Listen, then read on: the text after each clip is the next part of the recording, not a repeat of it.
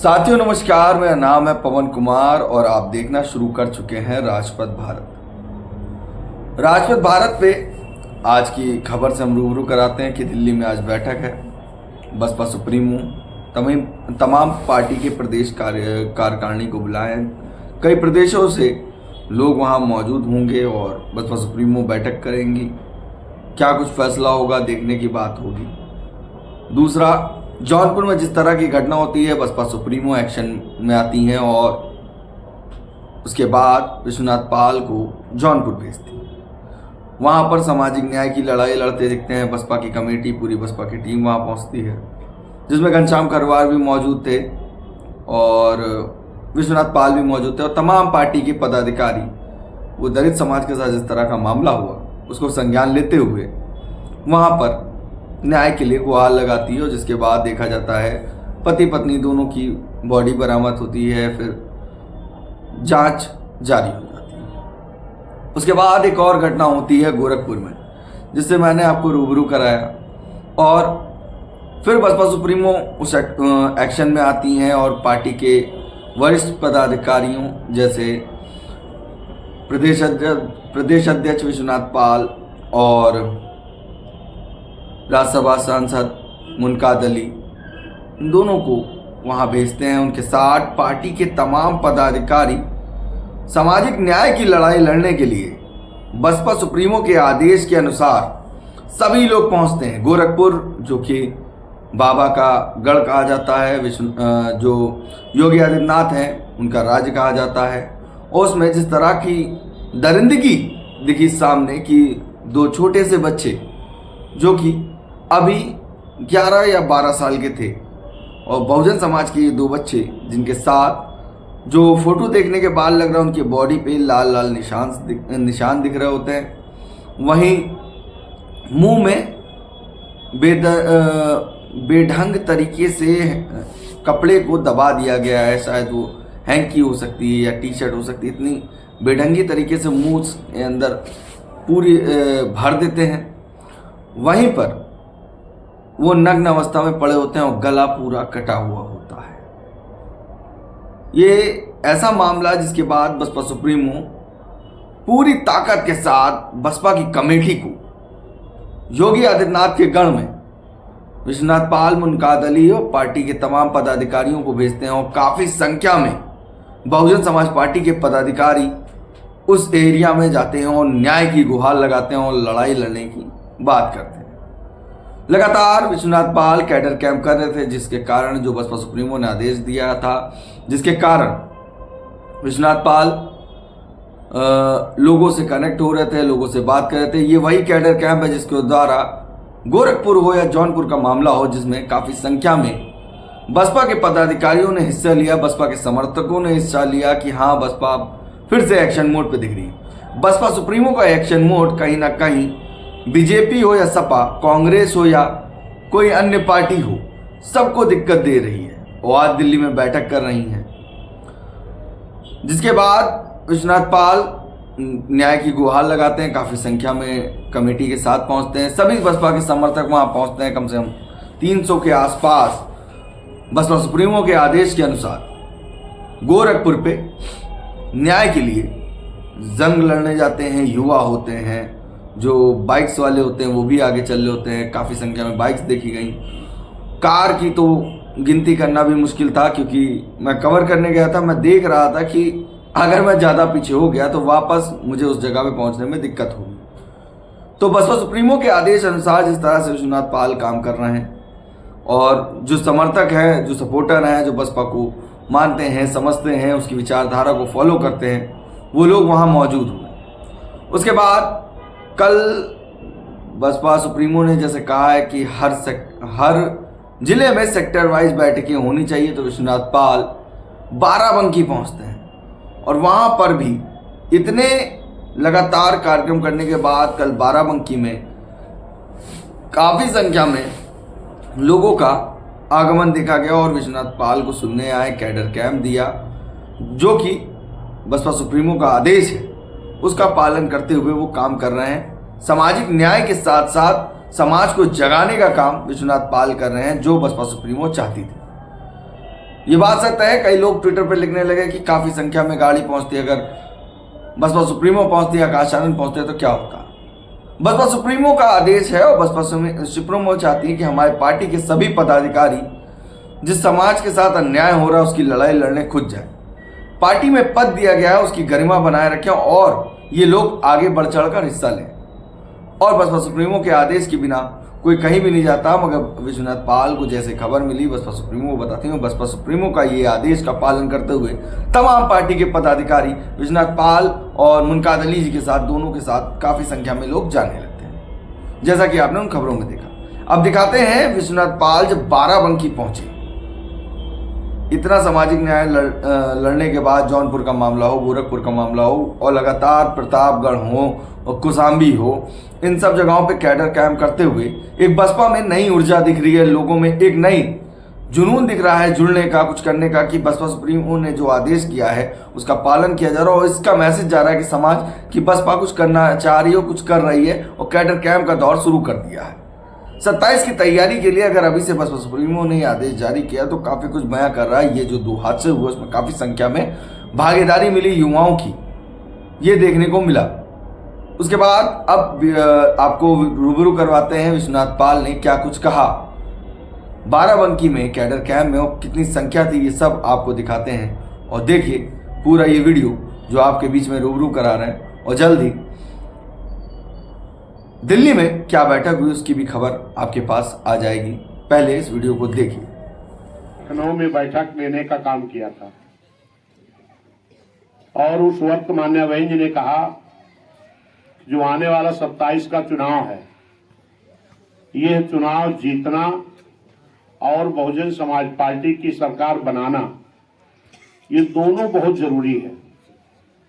इसके लिए हमारे बड़े से बड़े नेता, चाहे छोटे से हमारे विधानसभा के पदाधिकारी हों, मंडल के हों, जिले के हों, सभी लोग प्रतिदिन एक विधानसभा में एक कैडर कैंप एक सेक्टर का करेंगे, जो सेक्टर 9-10 बूथों का होता है। और उस सेक्टर की मीटिंग में सेक्टर के पदाधिकारी होते हैं, एक सेक्टर अध्यक्ष, एक सेक्टर महासचिव और जितने बूथ उतने सेक्टर सचिव। अगर 10 बूथ है तो 10 सचिव और एक अध्यक्ष, एक महासचिव, ये हो गए 12। और 10 जो बूथ की कमेटी है, एक बूथ पर एक बूथ अध्यक्ष, दूसरा उपाध्यक्ष, 3 संगठन सचिव, यानी 5। तो 10 बचे 50 ये हो गए और 12 ये 62 हो गए। 62 लोग ये होने चाहिए। हमारे प्रभारी विधानसभा के पदाधिकारी इस बात को ध्यान दें, 62 लोग तो ये होने चाहिए। और हर बूथ से ये जो हमारे नौजवान साथी हैं, इनकी दोस्ती हर समाज में होगी। इन नौजवानों की दोस्ती हर समाज में होगी। तो हर समाज के जो नौजवान हैं या जो हर समाज के वरिष्ठ लोग हैं, प्रतिष्ठित लोग हैं, जैसे ब्राह्मण भी, क्षत्रिय भी, वैश्य भी, पिछड़ा भी, मुस्लिम भी, एससी भी, एसटी भी, हर समाज के लोगों को उस कैडर कैंप में बुलाना है, माताओं बहनों सहित। देखिए बड़ी संख्या में माताएं बहनें भी हमारी आई हैं, आपको भी बहुत बहुत स्वागत है। कारण क्या है कि जब सब समाज के लोग, बहुजन समाज पार्टी क्या चाहती है, जब इसके बारे में बात होगी तभी वो आपसे जुड़ेंगे। क्योंकि आज क्या हो रहा है, अभी जो चुनाव हुआ है, चाहे 22 का और चाहे आपके 24 का, इन चुनाव में जो दल हैं, ये एक साजिश के तहत 38 दल के लोग एक तरफ खड़े हो गए और 28 दल के लोग एक तरफ खड़े हो गए। एक की अगुवाई भाजपा कर रही और एक की अगुवाई कांग्रेस कर रही है। लेकिन आप सभी लोग जानते हो कि देश की आजादी के बाद 50-55 साल हो गया कांग्रेस को राज करते,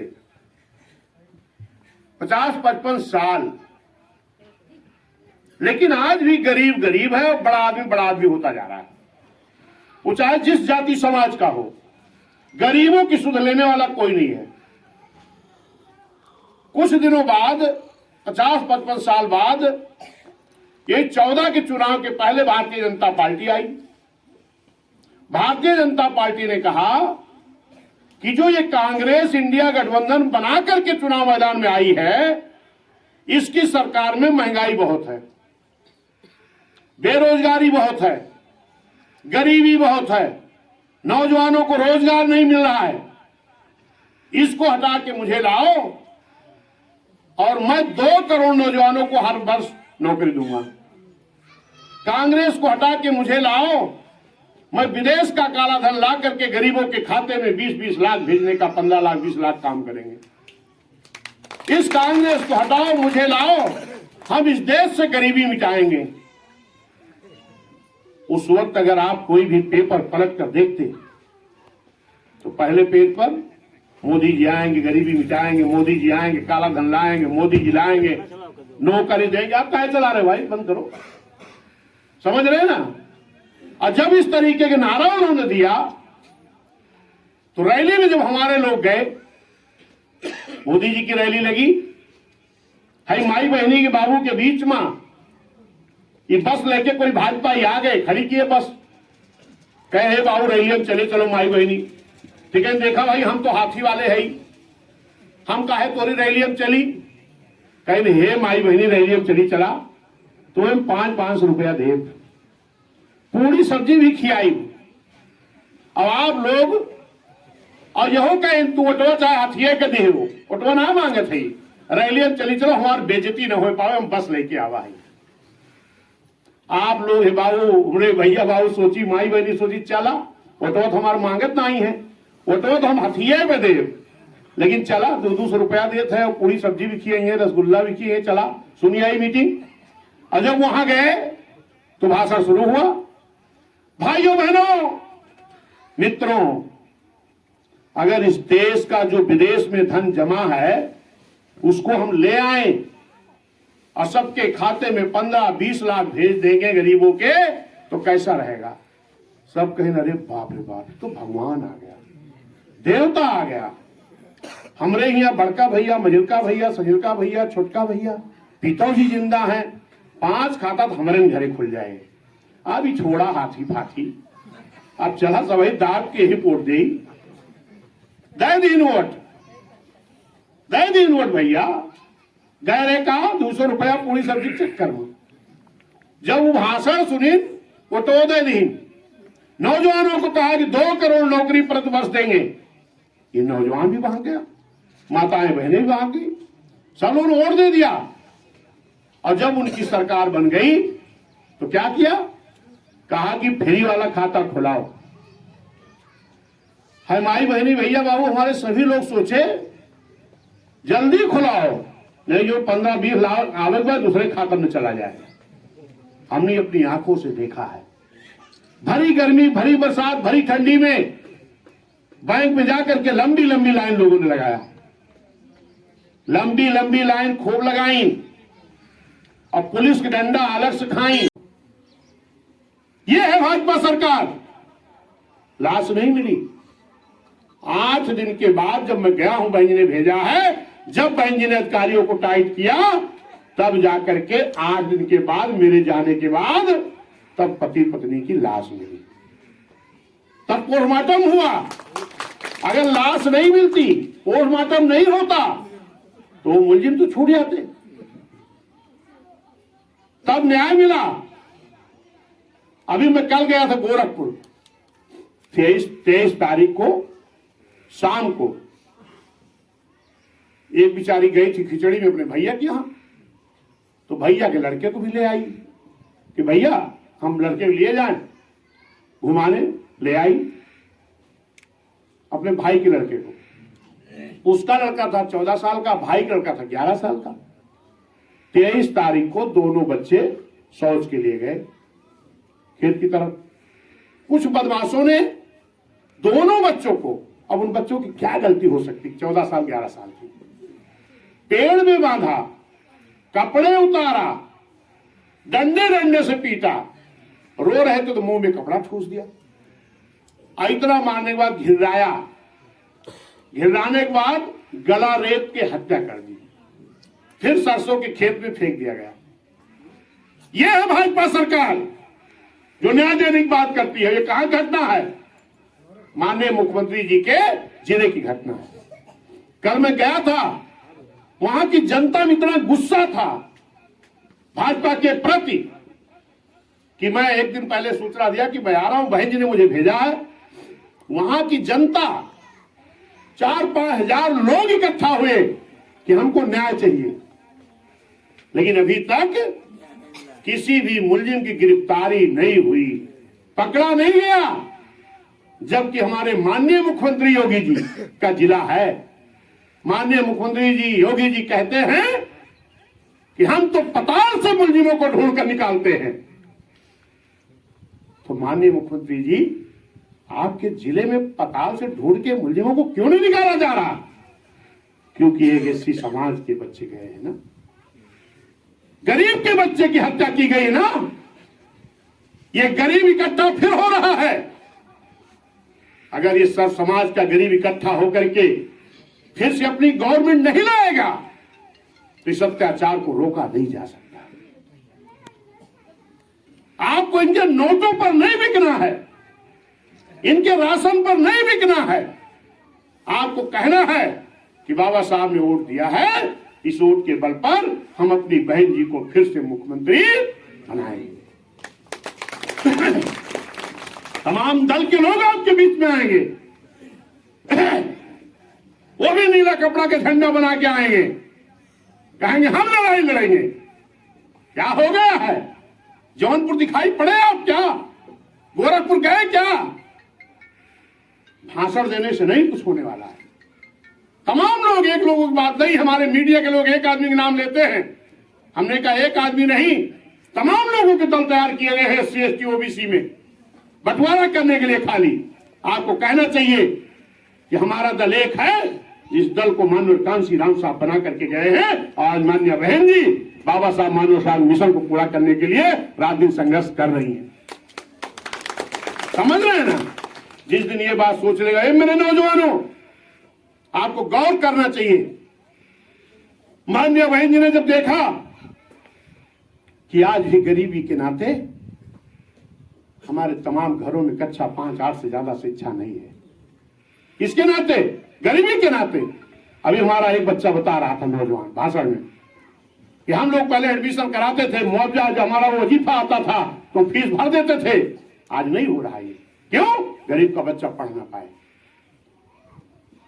बहन जी ने जब देखा गरीबी के नाते तमाम ऐसी जाति समाज के लोग, एक ही जाति की बात नहीं कर रहा हूं, गरीबी के नाते अगर कक्षा 5-8 से ज्यादा शिक्षा नहीं हो पाई तो क्या उनके घरों में सरकारी नौकरी नहीं होनी चाहिए? क्या होनी चाहिए कि नहीं? जोर से बोलो। अगर होनी चाहिए तो इस बात को किसी नेता ने क्यों नहीं सोचा? क्योंकि किसी ने गरीबी नहीं देखी है। ये गरीबी मान्या बहन जी ने देखी है। 22 साल की उम्र से बहन जी संघर्ष कर रही है। बहन जी ने इस देश में गरीबों को न्याय दिलाने के लिए, SC ST OBC को न्याय दिलाने के लिए, सब समाज के गरीबों को न्याय दिलाने के लिए बहन जी ने कभी मांग में सिंदूर डालने को नहीं सोचा। बहन जी ने कभी हाथ में चूड़ियां नहीं पहनी। बहन जी ने कभी अपना घर परिवार बसाने के लिए नहीं सोचा। किसके लिए? ये हमारे आपके लिए। बहन जी कहती है हमारा परिवार, ये पूरा बहुजन समाज का परिवार हमारा परिवार है। समझ रहे हैं ना? तो बहन जी ने जब देखा तो एक पद नया निकाला सृजित करके, सफाई कर्मी का, ताकि हमारे गरीब घरों में सरकारी नौकरी हो सके। तमाम लोगों ने फॉर्म भरा, उनको नौकरी मिली कि नहीं मिली? लेकिन जिंदगी भर की कोड़ 2-4 साल में दूर नहीं होगी। तो लोग कहेंगे अरे बाबू हमें तो नहीं मिला। अरे जिंदगी भर के कोड़ की बीमारी 75-76 साल हो गए देश की आजादी के। बहन जी तो अभी प्रधानमंत्री की कुर्सी छोड़ो, एक प्रदेश के अलावा कहीं दूसरे प्रदेश में भी आपकी सरकार नहीं बनी।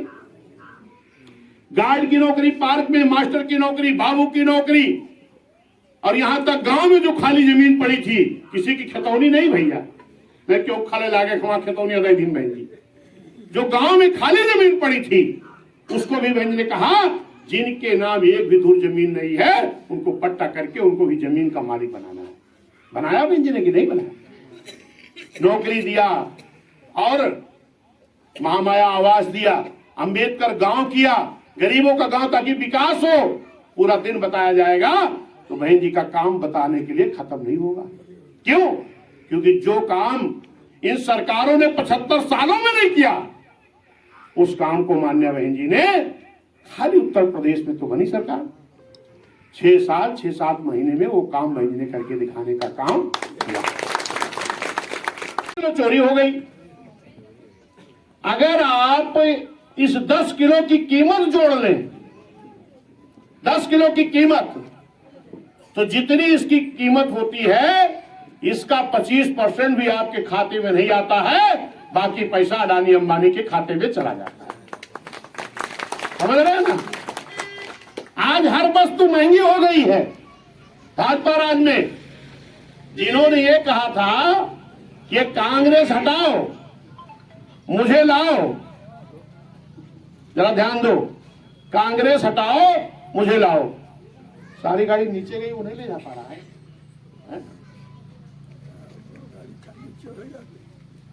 भाजपा ने कहा कांग्रेस हटाओ मुझे लाओ, मैं महंगाई कम करूंगा। क्या किसी भी वस्तु की कीमत कम हुई है क्या? है? अरे महंगी हो गई, ये बोलो ना। हर वस्तु महंगी हो गई। स्कूल की फीस महंगी हो गई, किताब कापी महंगी हो गई, कपड़े महंगे हो गए, बर्तन महंगा हो गया। ये नहीं, आम जनता की जो उपयोग की वस्तु है, ध्यान दीजिए, इसको भाषण नहीं कर रहा हूं, आपको समझाने आया हूं। आम जनता की जो उपयोग की वस्तु है, आपके इस्तेमाल की वस्तु है, इसको मैन्युफैक्चरिंग कौन करता है? उद्योगपति। धन्ना सेठ जो बड़ा बड़ा है वो उसकी मैन्युफैक्चरिंग करता है, यानी बनाता है। और उस उद्योगपति ने क्या किया? तमाम हमारे पढ़े लिखे लोग जानते होंगे इलेक्ट्रल बॉन्ड। इलेक्ट्रल बॉन्ड क्या है? इलेक्ट्रल बॉन्ड के माध्यम से चंदा दे दिया। किसने? जो आपकी जरूरत की चीज को बनाता है उसने। समझ में आया कि नहीं आया? अब किसको चंदा दे दिया? भारतीय जनता पार्टी को, कांग्रेस को, समाजवादी को, ममता को, लालू को, सबको। जितने इस देश में दल थे, पक्ष चाहे विपक्ष, ये सारे लोगों ने इलेक्ट्रल बॉन्ड ले लिया। और इलेक्ट्रल बॉन्ड अगर किसी दल ने नहीं लिया, किसी नेता ने नहीं लिया, तो उस दल और नेता का नाम जानते हो कि नहीं? बहुजन समाज पार्टी ने इलेक्ट्रल बॉन्ड के माध्यम से चंदा नहीं लिया। अरे क्यों नहीं लिया? अब उसमें चलेंगे। माननीय कांसी राम साहब ने बहुजन समाज पार्टी बनाई 84 में, और वोट पड़ना कब शुरू हुआ? 1952 में। और 84 तक कितने साल बीत गए? 32 साल। जरा आप लोग ध्यान दो इस बात को। 32 साल के बाद बहुजन समाज पार्टी बनाने की जरूरत क्यों पड़ी? जब तमाम दल थे तो बनाने की जरूरत क्यों पड़ी? बनाने की जरूरत इसलिए पड़ी कि आप अक्सर तस्वीर जब देखते हैं तो माननीय ये डॉक्टर B.R. अम्बेडकर साहब के हाथ में, एक हाथ में संविधान होता है और दूसरे हाथ से इशारा, ऐसी मूर्ति होती है ज्यादातर। क्या कह रहे हैं? कोई बताएगा इसमें से? क्या कह रहे हैं? सत्ता के मंदिर पर बाबा साहब ये कह रहे हैं, जरा ध्यान सुनो, दोबारा पूछेगा तो आप लोग बता देना। क्या कह रहे हैं? बड़ी मेहनत से हमने इस संविधान में इस देश में रहने वाले सभी जाति धर्म समाज के लोगों को हमने एक वोट की कीमत दी है, जो बराबर की है। चाहे कोई राष्ट्रपति होगा, चाहे गांव का गरीब आदमी होगा। बाबा साहब क्या कहा? हमने इस संविधान में बड़ी मेहनत से वोट का अधिकार हमने दिया है। किसको? हर समाज को। अगर आपने इस वोट का सही उपयोग कर लिया तो इस देश की प्रधानमंत्री की कुर्सी पर बहुजन समाज का कब्जा हो जाएगा। समझ गए ना? क्यों? क्योंकि बाबा साहब ने यह भी कहा था, इस देश का संविधान तो हमने बहुत अच्छा बनाया है, लेकिन अगर ये संविधान लागू करने वाले लोग जो इस देश के प्रधानमंत्री मुख्यमंत्री हैं, अगर इनकी नीयत साफ रही, ईमानदारी से अगर संविधान लागू किए, तो इस देश में, इस धरती पर कोई गरीब लाचार नहीं रहेगा। कब? जब इस देश का संविधान ईमानदारी से लागू हो जाएगा तब। लेकिन मानवर कांशीराम साहब ने देखा कि इस देश के जो सत्ता में है, चाहे कांग्रेस हो चाहे भाजपा, जो भी दल है, ये जनसंघ थी पहले, ये लोग बाबा साहब के संविधान को ईमानदारी से लागू नहीं कर रहे हैं। अब बाबा साहब कह के गए थे। तब मानवर कांशीराम साहब ने कहा कि हमें एक दल बनाना पड़ेगा और बाबा साहब के कहने के अनुसार इनके वोट के, बाबा साहब के दिए हुए वोट के अधिकार के बल पर इस देश की प्रधानमंत्री और मुख्यमंत्री की कुर्सियों पर हमें कब्जा करना पड़ेगा, ताकि बाबा साहब का बनाया हुआ संविधान ईमानदारी से लागू हो सके और इस देश से गरीबी खत्म की जा सके। समझ गए ना? तमाम लोग चुनाव आता तो वादा करते हैं, हम ये करेंगे, बिजली फ्री देंगे, पानी फ्री देंगे, राशन फ्री देंगे, शिक्षा फ्री देंगे। चुनाव हो जाएगा तो कुछ नहीं देंगे।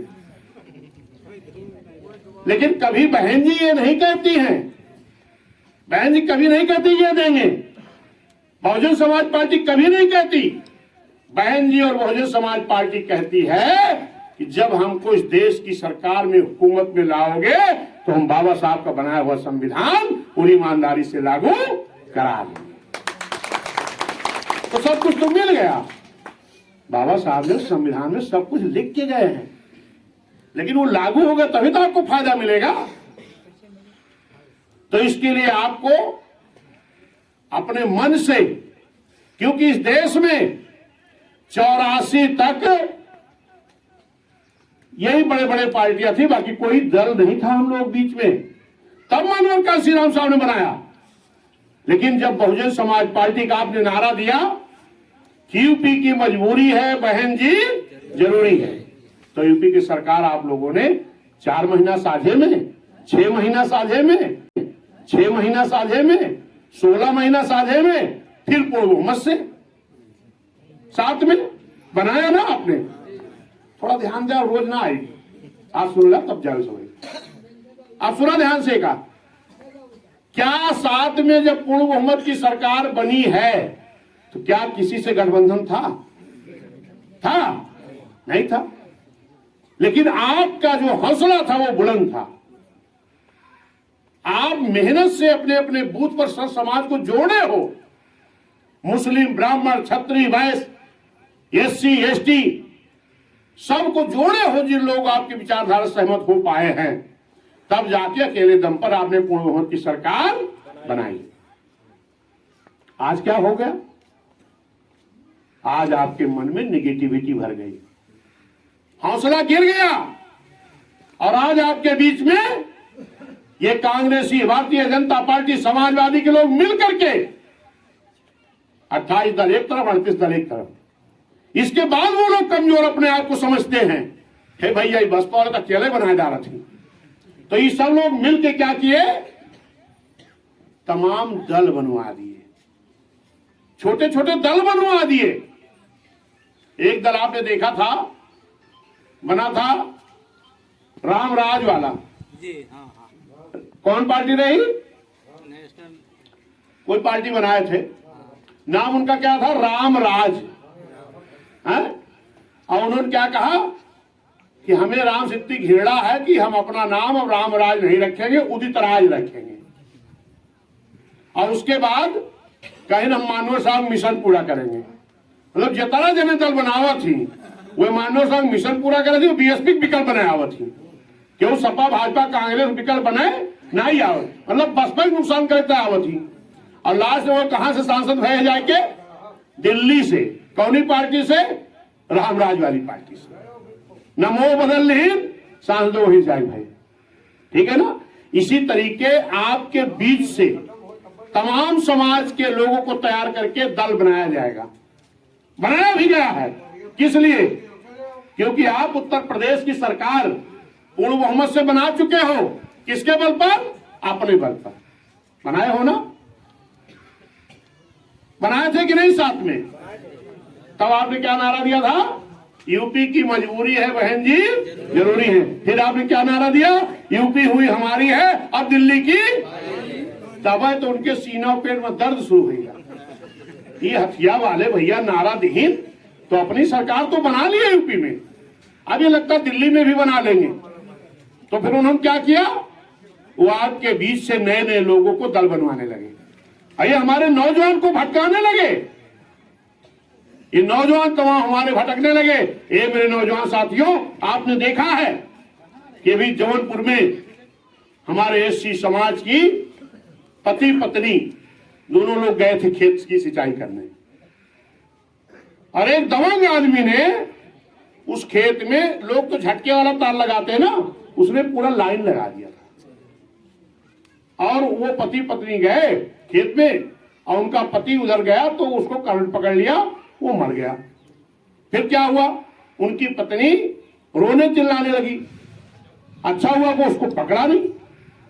तो जब खेत के जो मालिक थे दबंग लोग, क्योंकि उसकी खेती थी नहीं, बटाई भी करने गए थे बेचारे गरीब लोग, फिर जब वो चिल्लाने लगी मेरा पति मर गया बिजली पकड़ने से, तो वो दबंग लोग जुट के उसी के दुपट्टे से उसका गला कस के उसकी भी हत्या कर दी। जानते क्यों? इसलिए हत्या कर दी है कि ताकि गवाही मिट जाए। फिर उसके बाद दोनों की लाश नहर में फेंक दिया गया।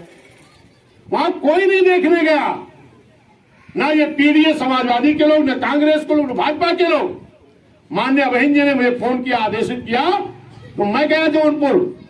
जब गया हूं तो अधिकारियों को बुला करके जब टाइट किया गया, बहन जी से बात की गई, तो 8 दिन बीत गया था। 8 दिन तक उस पति पत्नी की लाश नहीं मिली। और उसके कौन थे? 6 बेटियां थी खाली। हम गए तो 6 बेटियां रो रही हैं कि मेरे माँ बाप की लाश तो मिला दो साहब।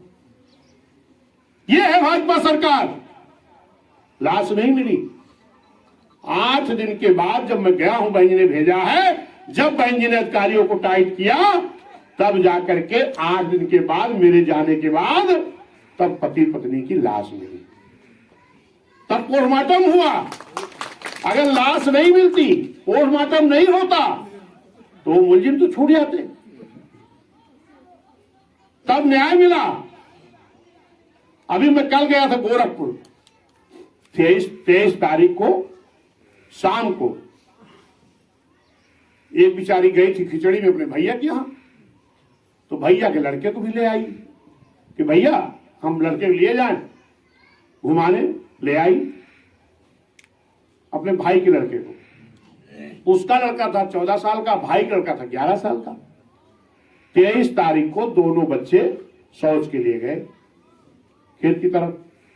कुछ बदमाशों ने दोनों बच्चों को, अब उन बच्चों की क्या गलती हो सकती, 14 साल 11 साल की, पेड़ में बांधा, कपड़े उतारा, डंडे डंडे से पीटा, रो रहे थे तो मुंह में कपड़ा ठूस दिया। इतना मारने के बाद घिराया, घिराने के बाद गला रेत के हत्या कर दी। फिर सरसों के खेत में फेंक दिया गया। यह है भाजपा सरकार जो न्याय देने की बात करती है। ये कहां घटना है? माननीय मुख्यमंत्री जी के जिले की घटना है। कल मैं गया था, वहां की जनता में इतना गुस्सा था भाजपा के प्रति कि मैं एक दिन पहले सूचना दिया कि मैं आ रहा हूं, बहन जी ने मुझे भेजा है। वहां की जनता 4-5 हजार लोग इकट्ठा हुए कि हमको न्याय चाहिए।